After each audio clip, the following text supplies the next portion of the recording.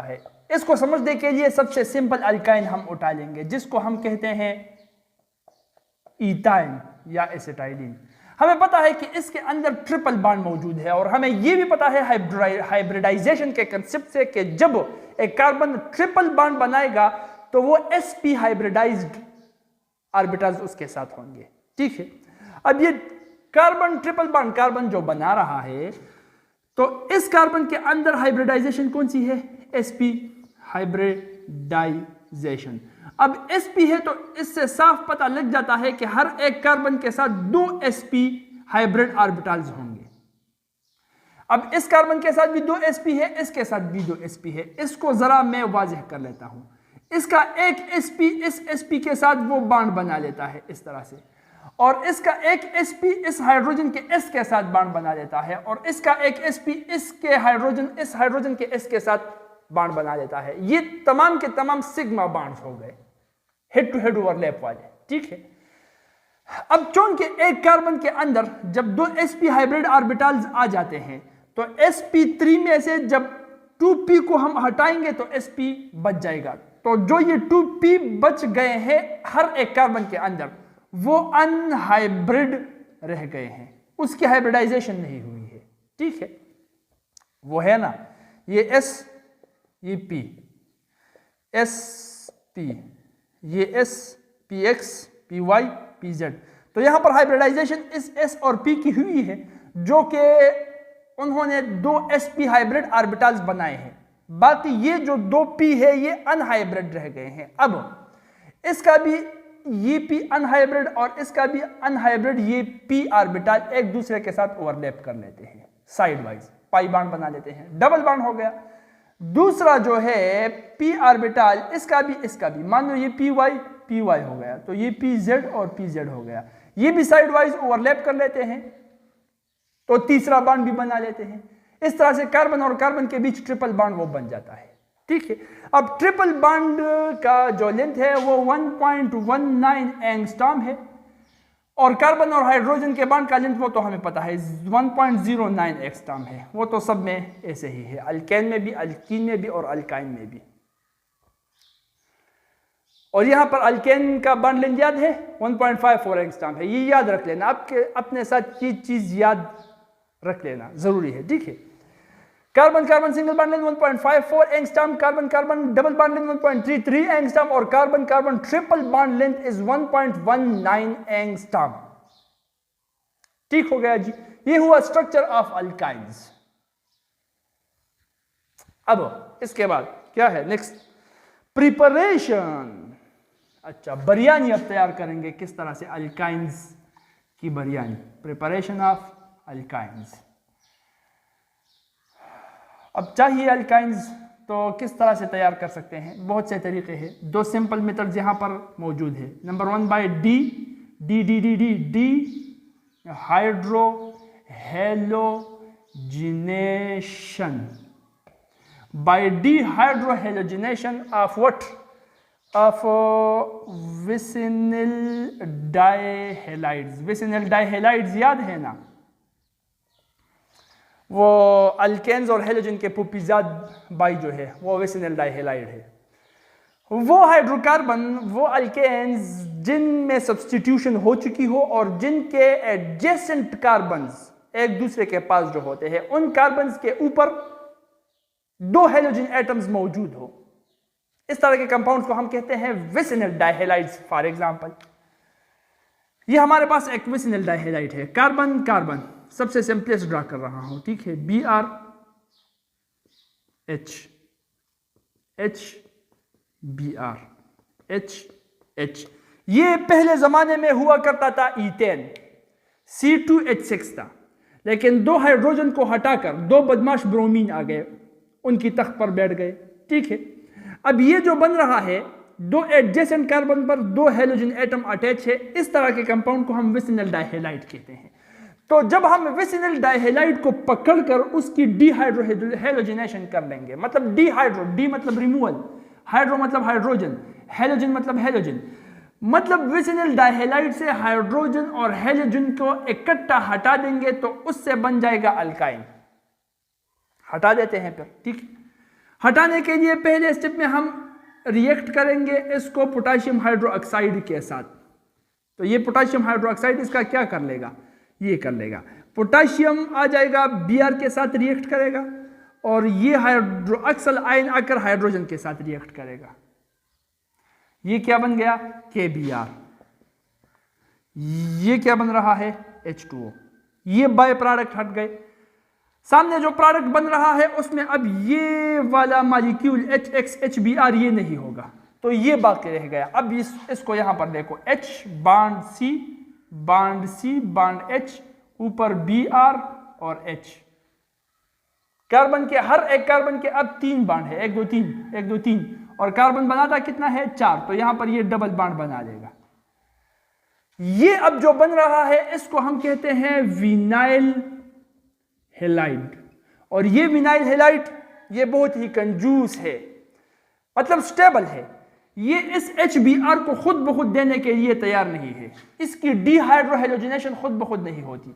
अब इसके ऊपर हम, इसके पीछे हम भेज देते हैं एक बदमाश। ये हुआ विनाइल, यहां पर फिर से ड्रा कर देता हूं, ठीक है, विनाइल हेलाइड। इसके पीछे हम भेज देते हैं कौन, ये बदमाश सोडियम अमाइड, जो कि अमोनिया के तकरीबन कितना टेम्परेचर है, 33 डिग्री सेंटीग्रेड है मेरे ख्याल से, देख लो, एक नजर देख लो, हाँ -33 डिग्री सेंटीग्रेड है।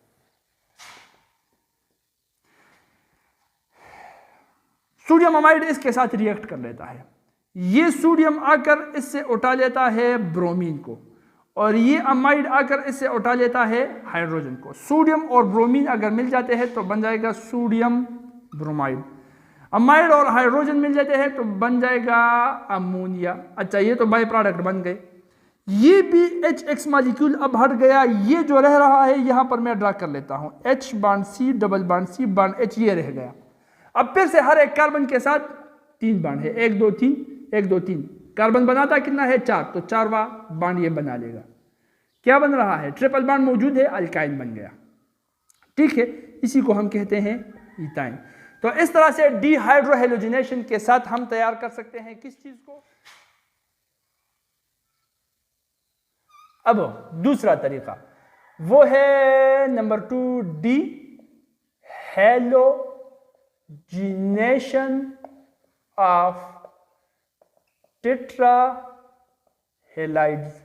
टेट्राहेलाइड्स की अगर डीहेलोजिनेशन करें, अमीरजादे जो है अल्केन्स में जिन्होंने 4 हेलोजन अपने साथ रखे हैं, उनसे हम तमाम के तमाम हेलोजन हटा देंगे, तो बाकी पीछे रह जाएगा अल्काइन। इस तरह से देखो, यह है कार्बन, कार्बन पहले ड्रा कर देता हूं, Br Br Br Br H। ये भी पहले जमाने में ईथेन हुआ करता था।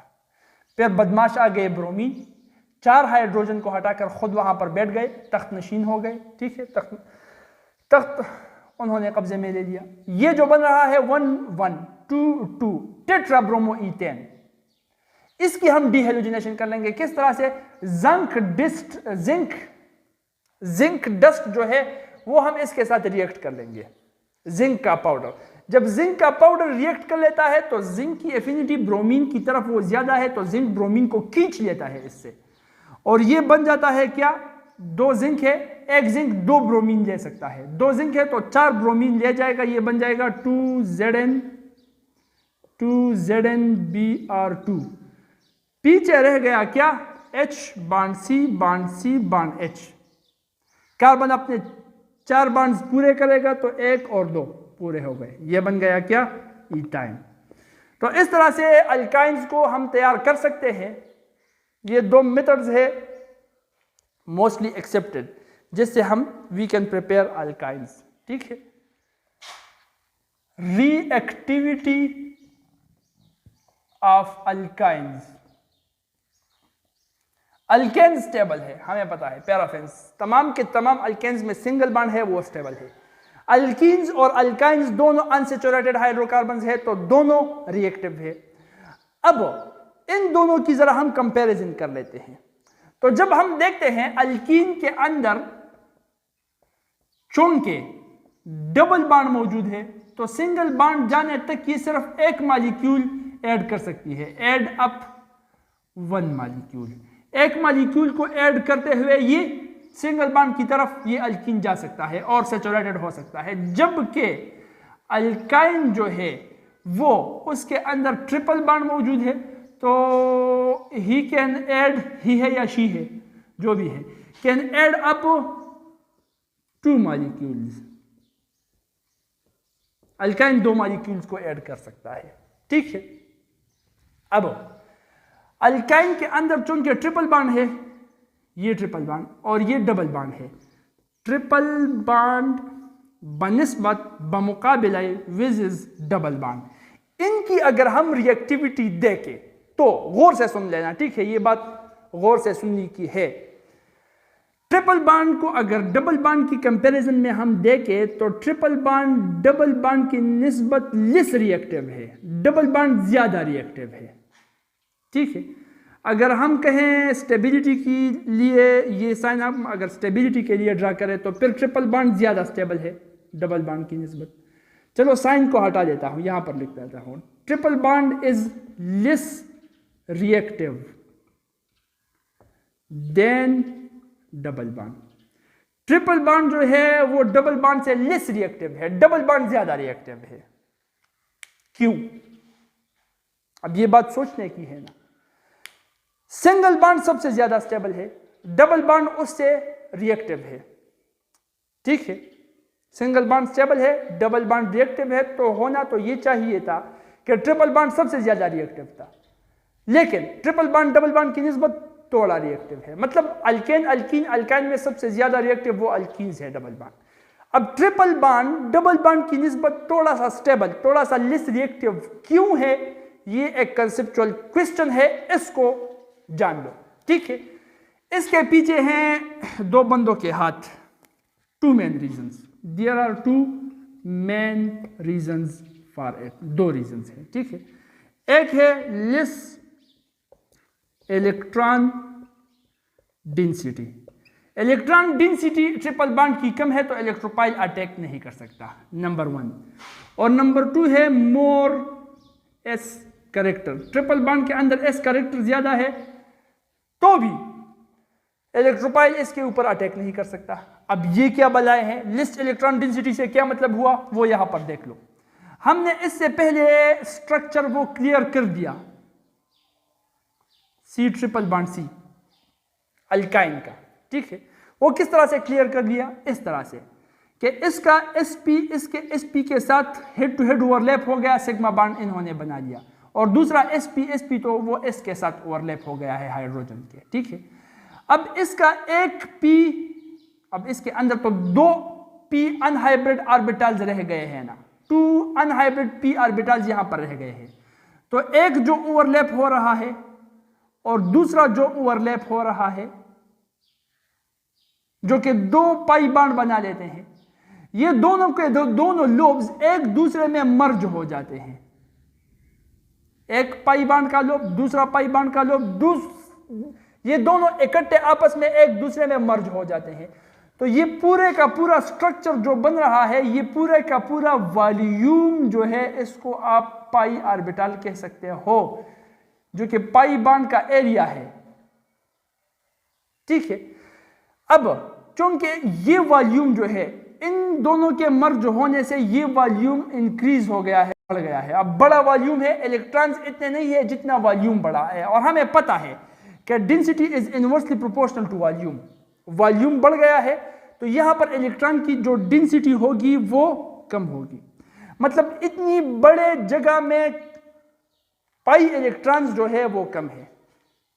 अब जब थोड़े से जगह में पाई इलेक्ट्रॉन्स मौजूद हो तो इलेक्ट्रोपाइल आसानी के साथ हमला आवर हो सकता है, क्योंकि उसे पता होता है कि इलेक्ट्रॉन कहां पर है। अब जगह बड़ी हो गई है और इसमें वही पाई इलेक्ट्रॉन्स मौजूद है, तो इलेक्ट्रोपाइल जब आएगा तो इलेक्ट्रोपाइल को पता नहीं लगेगा कि पाई इलेक्ट्रॉन है कहां पर, तो वो अटैक नहीं कर सकता, इसलिए वो स्टेबल बन जाता है। इसको हम कहते हैं लेस इलेक्ट्रॉन डेंसिटी। वॉल्यूम बड़ी है, इलेक्ट्रॉन उतने ही है जितने थे या उससे थोड़े से इंक्रीज हो गए हैं, लेकिन वॉल्यूम बहुत इंक्रीज हो गई है। और हमें पता है कि density is inversely proportional to the volume, so density कम हो गई। बात समझ में आ रही है ना। और वॉल्यूम क्यों इंक्रीज हो गया है? क्योंकि दो लोब्स जो हैं पाई ऑर्बिटल के, दो लोब्स, ऊपर वाला पी वाई जो ओवरलैप हो रहा था एक दूसरे के साथ, और पी जेड जो ओवरलैप हो रहा था एक दूसरे के साथ, ये दोनों लोब्स आपस में मर्ज हो गए, एक पूरा स्ट्रक्चर पाई मॉलिक्यूलर ऑर्बिटल का बना लिया, जिस तरह के कंजुगेशन में हो रहा था। खैर वो तो सीधा सीधा हो रहा था, कंजुगेशन का स्ट्रक्चर नहीं है, सिर्फ समझाने के लिए कह रहा हूं, ठीक है। तो वॉल्यूम बढ़ गया है, डेंसिटी कम हो गई है, कम डेंसिटी की वजह से इलेक्ट्रोपाइल अटैक नहीं कर सकता। जब इलेक्ट्रोपाइल अटैक नहीं कर सकता तो अल्काइन की स्टेबिलिटी थोड़ी सी बढ़ गई है, डबल बॉन्ड की निस्बत कम रिएक्टिव है, ठीक है। अच्छा, अब ज्यादा एस कैरेक्टर, इसका क्या मतलब है? हमारे पास 4 ऑर्बिटल है, एस पी डी एफ। अब जो न्यूक्लियस है, एटम का जो न्यूक्लियस होता है, उसका फोर्स ऑफ अट्रैक्शन जो है वो सबसे ज्यादा जो असरअंदाज होता है वो एस पर होता है, फिर उसके बाद पी पर, फिर डी पर, फिर सबसे कम अट्रैक्टिव फोर्स वो एफ ऑर्बिटल पर होता है, ठीक है। तो वो इलेक्ट्रॉन्स जो कि एस ऑर्बिटल में है वो सबसे ज्यादा कुव्वत के साथ न्यूक्लियस ने पकड़े और जकड़े होते हैं, ठीक है। मतलब न्यूक्लियस के होल्ड से ये एस के इलेक्ट्रॉन जा ही नहीं सकते, इतना ताकतवर फोर्स वो न्यूक्लियस का एस ऑर्बिटल पर होता है। अच्छा,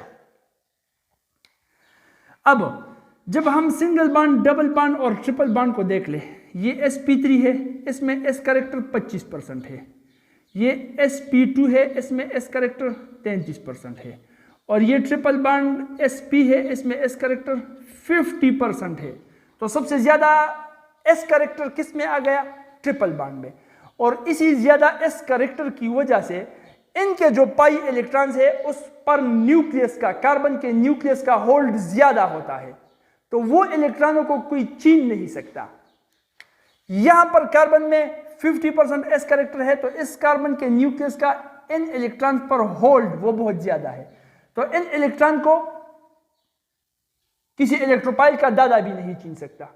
जब नहीं छीन सकता तो खैर दादा तो छीन सकता है, थोड़ा बहुत आगे चला गया, मेरा मतलब आसानी के साथ नहीं छीन सकता। और जब आसानी के साथ नहीं छीन सकता तो ये डबल बॉन्ड की निस्बत लेस रिएक्टिव हो गया, ज्यादा स्टेबल हो गया।